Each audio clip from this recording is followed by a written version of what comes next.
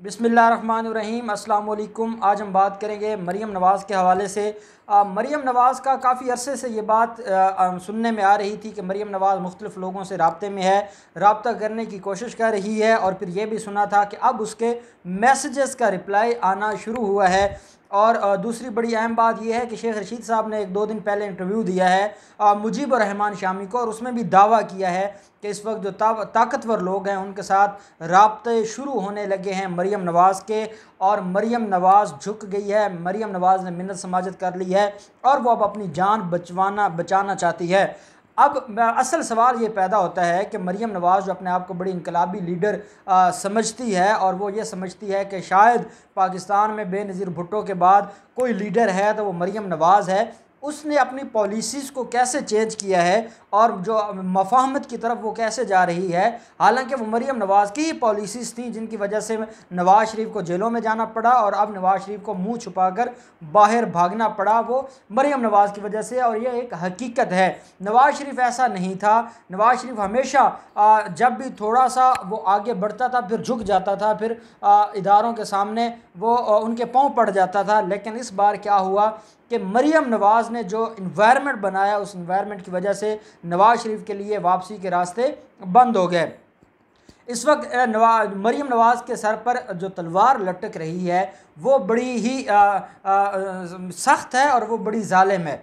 आपको याद होगा मरीम नवाज़ मुल्क से बाहर जाने के लिए बड़ी कोशिशें की। मरीम नवाज़ ने केसेस फ़ाइल किए, रिट पिटिशंस फ़ाइल की। मरीम नवाज़ को ये लगता था कि जो अक्टूबर नवंबर 2019 में जिस तरह उनको अदालतों से रिलीफ़ मिल रहा था, शायद मरीम नवाज़ को भी रिलीफ़ मिल जाएगा। उसका बाप चला गया, उसको उम्मीद दिलाई गई कि आप चले जाएं और आपके बाद आपकी बेटी को भी आपके साथ भेज दिया जाएगा या आपके पास उसको आने की इजाज़त दे दी जाएगी। लेकिन होता क्या है, वो बेचारी एक रिट फाइल करती है, वो रिट इतनी पेंडिंग रहती है क्योंकि हुकूमत ने इमरान खान ने फ़ैसला कर लिया था कि मरीम नवाज़ का नाम ECL से नहीं निकालना, क्योंकि इमरान खान के साथ पहले धोखा हो चुका था। इमरान खान धोखा खा चुके थे और अपने लोगों की वजह से धोखा खा चुके थे, और अब इमरान खान मज़ीद अफोर्ड नहीं कर सकते थे। इमरान खान ने ECL से नाम निकालने की उनकी दरख्वास्तें खारिज कर दी थी। उसके बाद वो हाई कोर्ट में जाती हैं। हाई कोर्ट उनकी दरख्वास्त के ऊपर जब नोटिस करता है तो वो नोटिस में काम इतना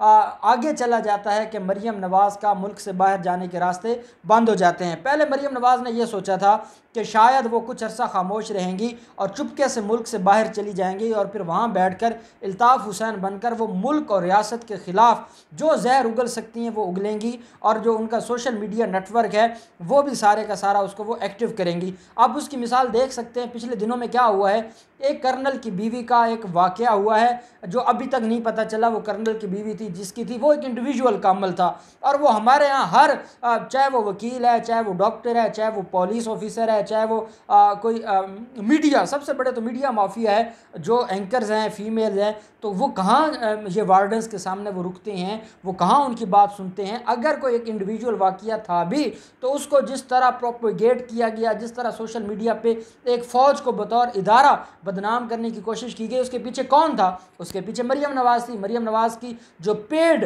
जो टीम है जो मुल्क के अंदर भी, और मैं आपको बड़ी अहम बात बता रहा हूँ कि मरीम नवाज़ की टीम लंदन से ऑपरेट कर रही है और वो वहाँ से वो काम कर रही है। शायद यहाँ उनकी टीम बैठ कर वो काम करेगी तो उनके लिए मसाइल पैदा होंगे। मरीम नवाज़ मुख्तलिफ ममालिक में लोगों को पेड लोगों को बिठाया हुआ है जो वहाँ बैठ कर इदारों के और मुल्क के ख़िलाफ़ जहर उगलते हैं।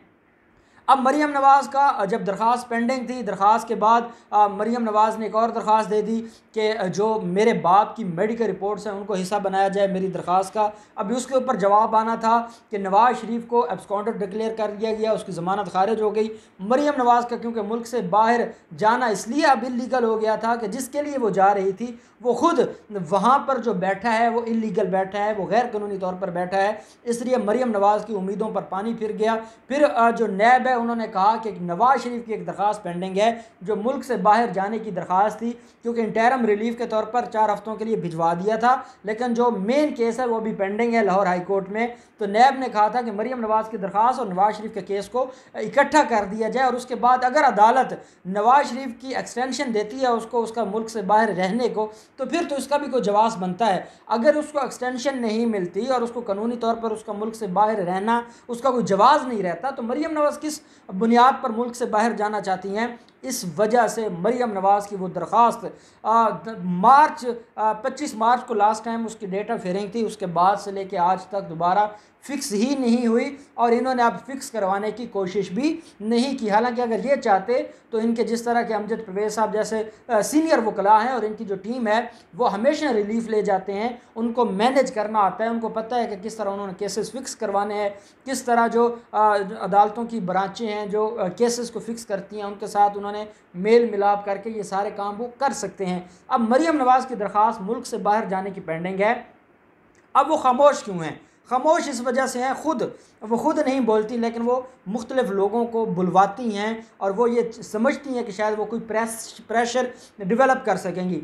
अब वो खामोश इसलिए हैं कि मरियम नवाज़ को जो ज़मानत दी गई थी, मरियम नवाज़ को ज़मानत इसलिए दी गई थी ह्यूमैनिटेरियन ग्राउंड पर, मेरिट के ऊपर ज़मानत नहीं दी गई थी। और ह्यूमैनिटेरियन ग्राउंड सिर्फ ये थी कि उसका बाप हॉस्पिटल में है और उसके इलाज मुआवजे के लिए और उसकी देखभाल के लिए और उसका कोई और फैमिली मेम्बर मौजूद नहीं है, इसलिए इजाज़त दी जाए कि वो अपने बाप की खिदमत कर सके या अपने बाप की देखभाल कर सके।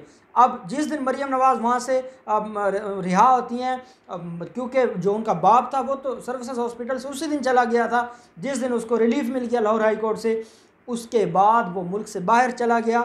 जो ग्राउंड थी मरियम नवाज़ की वो ख़त्म हो गई। जब वो मुल्क में है नहीं तो अब वो रेवेंट के महल्लात में बैठकर किसकी खिदमत कर रही है? वो तो किसी की खिदमत नहीं कर रही। अब वो ये समझती है कि अगर वो एक्टिव होगी या वो बोलेगी तो उसकी एक ये ज़मानत खारिज होगी और इस वक्त 2 रेफरेंसेस उसके सर पर खड़े हैं जो मंजूर हो चुके हैं और जो एक कुछ दिनों में, अगले आने वाले चंद दिनों में फ़ाइल हो जाएंगे। और जब रेफरेंस फ़ाइल हो जाता है तो उसके बाद ग्राउंड नहीं बन जाती है और दोबारा अरेस्ट किया जा सकता है। वो इंक्वायरी स्टेज पे ज़मानत थी, फिर रेफरेंस फ़ाइल हो जाएगा और रेफरेंस के बाद दोबारा वो अरेस्ट हो सकती है। वो है Chaudhary sugar mill case. Chaudhary sugar mill case में मरियम नवाज़ की ज़मानत post arrest bail Lahore high court से मंजूर हुई थी। अब क्योंकि रेफरेंस फ़ाइल हो रहा है, नैब अदालत ने चौधरी शुगर मिल केस की जो फ़ाइल है उसको दाखिल दफ्तर कर दिया था कि जब रेफरेंस फ़ाइल होगा तो दोबारा से हम इसके ऊपर कार्रवाई शुरू करेंगे। अब क्योंकि रेफरेंस मंजूर हो चुका है और वो फाइनल अप्रूवल के लिए चेयरमैन नैब की टेबल पे पड़ा है और वो अगले आने वाले चंद दिनों में वो फ़ाइल हो जाएगा। उसके बाद क्या होता है कि मरियम नवाज़ को दोबारा अरेस्ट किया जा सकता है चौधरी शुगर मिल केस में। मरियम नवाज़ की दरख्वास्त ज़मानत के ख़िलाफ़ दरख्वास्त जा सकती है कि उसका जो ग्राउंड था वो ख़त्म हो गया है, इसलिए उसकी दरख्वास्त ज़मानत ख़त्म होनी चाहिए, खारिज होनी चाहिए। और तीसरा मैंने आपको बताया था कि जो रेवेंट महल्लात का केस है, जो जितने जो हज़ारों एकड़ पर मुश्तमिल जो वो रेवेंट के अंदर उन्होंने ज़मीन ख़रीदी और ज़मीन ख़रीदने के बाद आज चीमा और साबका जो DC लाहौर थे उनके साथ मिलकर उसको रेजिडेंशियल एरिया में कन्वर्ट करवाया, उसके ख़िलाफ़ इंक्वायरी शुरू हो गई है। और उसमें जो मरकज़ी मुलज़म हैं वो नवाज़ शरीफ हैं, मरियम नवाज़ हैं, मरियम नवाज़ की दादी और नवाज़ शरीफ की माँ है और शहबाज शरीफ हैं, क्योंकि ये 4 लोग हैं जिनके नाम वो हज़ारों एकड़ की प्रॉपर्टी है। अब उसमें भी इंक्वायरी शुरू हो गई है, उस इंक्वायरी में भी अरेस्ट हो सकती हैं या चौधरी शुगर मिल के रेफरेंस में अरेस्ट हो सकती हैं, या जो उनकी दरख्वास्त ज़मानत थी वो खारिज होती है तो उसमें वो अरेस्ट हो सकती हैं। अब मरियम नवाज़ के माइंड में ये बात आ गई है कि ना वो मुल्क से बाहर जा सकती हैं और ना अब वो ज़्यादा अरसा जेल से बाहर रह सकती हैं और उनका जो खामोश रहना है अब वो भी कोई बहुत ज़्यादा सूदमंद नहीं रहा। तो मरियम नवाज़ को कुछ लोगों ने मशवरा दिया है कि बजाय इसके कि आप अपने जान जोखिम में डालें और अपने लिए मसाइल पैदा करें, आप भी पाँव पड़ जाएं जैसे शहबाज शरीफ पाँव पड़ जाता है। और आजकल शहबाज शरीफ की वहाँ पर पहुँच नहीं रही, शहबाज शरीफ को कोई पूछ नहीं रहा, शहबाज शरीफ को कोई रिलीफ देने को तैयार नहीं है। तो एक वैक्यूम आ गया है कि शरीफ ख़ानदान में हमेशा शहबाज शरीफ होते थे जो जाकर पिंडी के गेटों पर झुक जाते थे या लेट जाते थे। अब क्योंकि शहबाज शरीफ को वहाँ पे कोई पूछ नहीं रहा और शहबाज शरीफ को ये 2 जून को तलबी है, शहबाज शरीफ को 2 जून को जेल में जाने की तैयारियाँ हो रही हैं। अब मरियम नवाज़ को ये कहा गया कि आप इस वैक्यूम को पूरा करें और मफादात हैं, सियासत में कोई फाइनलिटी नहीं होती, कोई भी चीज़ ऐसी नहीं है कि वो कोई हरफ आखिर है। अगर आपका पहले पॉइंट ऑफ व्यू कुछ और था, अब आप उस पर रुजू कर लें और तौबा कर लें, और तौबा करने के बाद आप भी पाँव पड़ जाएं, आप भी मिन्नत समाजत करके अपनी जान बचवा लें, अपनी जान छुड़वा लें, क्योंकि आपका मुस्तकबिल जेल में नज़र आ रहा है और आप जेल में चले जाएंगे तो अब आपका जेल से बाहर आने की कोई उम्मीद नहीं है। अब ये जो शेख रशीद का दावा है, आपको पता है शेख रशीद बड़े अहम आदमी हैं मुक़्तदिर इदारों के, या हमारे जो ताकतवर तबकात हैं उनके बड़े अहम आदमी हैं, और वो इस बात में झिझकते नहीं हैं, वो खुल कर कहते हैं कि हाँ जी मैं उनका आदमी हूँ या मेरे उनके साथ रिलेशनशिप है। अब जब वो ये कह रहा है तो उसका मतलब, जब वो ये कह रहे हैं तो उसका मतलब ये है कि कोई ना कोई बात ज़रूर है, और मरीम नवाज़ को अब क्या इदारे उसकी बात को मानते हैं, उसको रिलीफ देते हैं, या उसका जो मुस्तकबिल जेल में है वो मुस्तकबिल, और इदारों को एक बात माइंड में रखनी होगी कि ये मरीम नवाज़ नॉन लीक्स वाली मरीम नवाज़ है, ये मरीम नवाज़ कोई तब्दील नहीं हुई, क्योंकि अब उसके ऊपर बोझ आ गया है और वो प्रेशर की वजह से झुकना चाहती है। उसके अंदर की जो बैड इंटेंशन है वो आज भी कायम है। इसलिए कोई भी फ़ैसला करते हुए, कोई भी रिलीफ देते हुए ये ज़रूर सोचिएगा कि रियासत के लिए और पाकिस्तान के लिए ये कितना बड़ा ख़तरा हो सकता है। अब देखते हैं अगले आने वाले दिनों में कि क्या मरीम नवाज़ इन केसेस में अरेस्ट होती हैं, या मरीम नवाज़ को रिलीफ मिलता है और उसको मुल्क से बाहर जाने की या उसकी जो गिरफ़्तारी है उसको पेंडिंग रखवाने की कोशिशें की जाती हैं। जो भी डेवलपमेंट होगी हम आपको आगाह करेंगे। बहुत शुक्रिया।